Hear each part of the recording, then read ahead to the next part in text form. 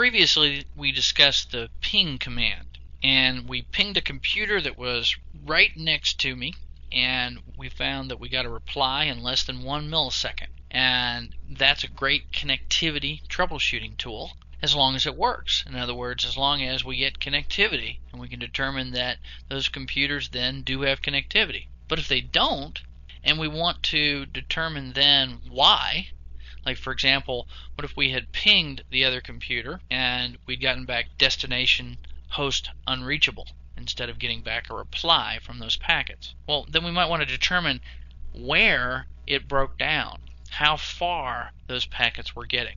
We can use the traceroute command for this, and you should know this both for real life as well as for the test, because you can use traceroute to trace how far packets are going through an internal network as well as through the internet.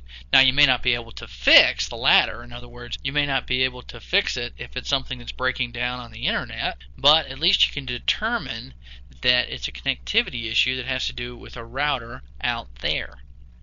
So let's take a look at the traceroute command. So what I'm going to do is press on the Windows key and then press an R and then type in CMD on the run line to get to a command line. And what we're going to do is we're going to do a traceroute command. So we're going to type trace RT with no space, and I'm going to trace route to my own website, to mct.billfergusonv.net, and then I'm going to press enter. And we can see then that the system is going to say, okay, well, it's over a maximum of 30 hops, and so it's going to take a little while to calculate this. But then it comes back and it says, okay, well, the request timed out, but before it did, what we want to show you is where it went.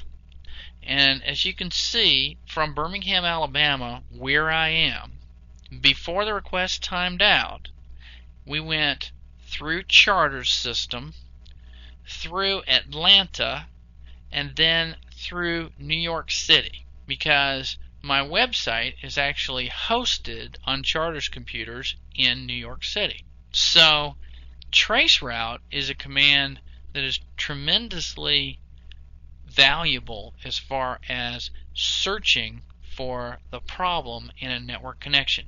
If you have several routers within your own network and you just want to determine how far the packets are getting to determine maybe which router is misconfigured, then you can see how you might use traceroute for your own use.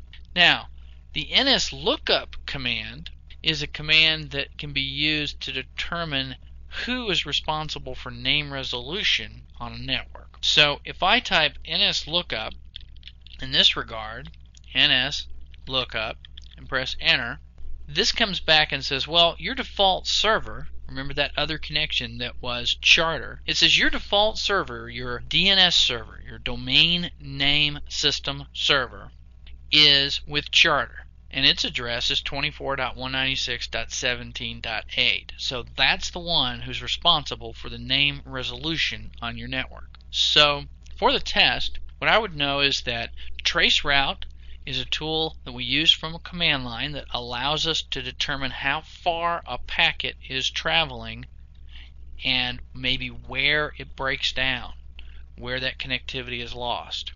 Whereas NSLOOKUP is a tool that allows us to determine who is responsible for name resolution on a network. And we can get a lot deeper into this, and we'll talk more about name resolution when we talk about networking. But the main things to know are that the NSLOOKUP allows us to determine who's responsible and allows us to determine the IP address of the domain name system server that is responsible. And that way then we can help trace down that issue as well. So those are the new management commands and troubleshooting commands that I'd be familiar with for the test. And then just spend some time on the command line.